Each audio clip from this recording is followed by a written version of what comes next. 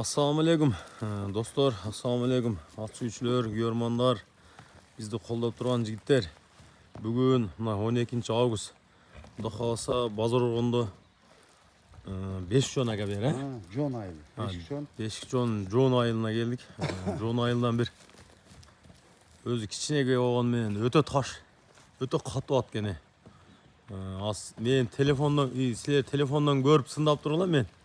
Живой sizlarga ko'rgan bo'lganini aytib berib turayын sizlarga. Egesinden az to'liq ma'lumotni olib beraman. Attım baskan turg'ani, bunday pichimi o'ta kuchli ekan otdachi. Bunday no figuram, bunday qattiqlik ancha-muncha 10-15 ming dollarlik atlarda ham yo'q. Endi o'talar maqtab otadi debeylar, biroq живой ko'rgan odam bor edi. Attım bir oy sal jon chaqirganda shunday. Hozir suynagan jondamiz. Ona yerga Günge çağır turun da günge gölögöde görmeyotgan da. Ota turun canlı sakin. Bunda bir qaqlab qo'ysiz mana. Suynagan to'liq ma'lumotni olib bering.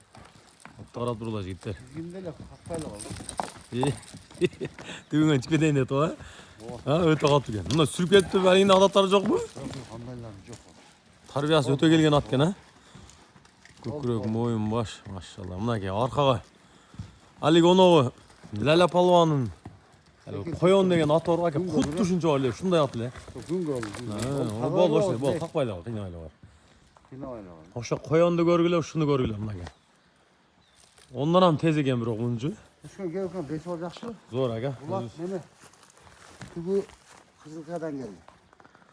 Qizilqaya. Nereden Mo'shtonmi? Allah degan uloq chiqqan var. Bu tanımal at ekan qarasa o'sha tarafga. Xuligan degan at. Xuligan degan ot. Uloqdan maralari qolgan emas deydi. Büt sorunda qalgan edi. Sorunda qirib yurgan edi. Büt cho'ng chavandozlar chapib yurgan at. İçip jeshi densoqlik atdi zo'r ekan. To'g'ri toza aka. Ukam qanday atsa shunday at ekanda. Boyu çaq, şu bireylik naraq beraq. Biroq ya jaza qo'ygan otgan aka, masindiga. Üstüne binip görgen adam, gelip bingen adam başka attı canından başka adam bu da kalası. Yaxshi bu. Chinda ne ekan, no. Figuran ara bo'ldi. Qoziqlari ham o'zi jarashgan ekan. Bunday ishigan, putunda sıyrilgan jeler yo'q aka. Boşa yo'q. Putu qolib bir sira taq. Nari bir qarab qo'ygan. Naraqa bo'lib. Öte tez. San gösterdiler abi. At hazır ağrı qo'shdi. Ha. Yo'q, jegen ichgani kuchli ekan. O'ta dil arg'a emas ekan biroq. Forma tavundagan da at. O, az dile çaq o'ydi. Shunday ertaga 17-sinin aqsida uloq bor deb o'sha yerga olib interes qanlarga olib boramiz aka. Ova xudo xolasa, söz. Ama chachkiday bu yerdan olgan odam o'zachi. Shu qo'yon dile shunday otdi aka, 1 millionga sotdi o'shani. O. Maşallah bunaga. Aqchasini ayting ham aka. Aqchasi 260 milyon.